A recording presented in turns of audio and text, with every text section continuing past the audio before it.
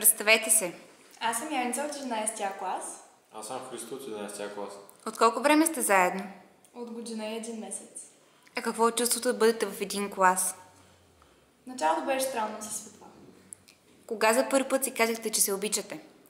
Миналата година на 14 февруари.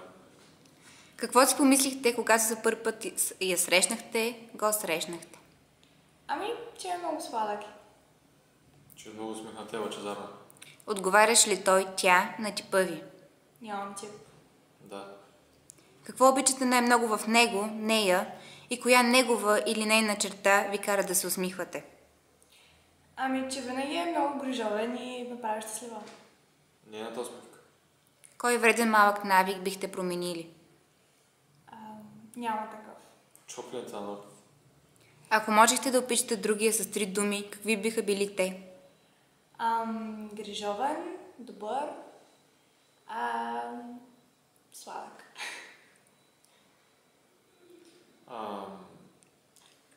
Красива, умна и любовна. Колко време продължи най-дългото ви скарване? Около 2-3 дни. 2-3 дни. Имате ли си любим филм или песен? Ами, за филм може би The Wall, а песен мисля, че няма. За песен не се сещам. За филм The Wall или 3 метра над небето. А любимо място за среща? И Умон.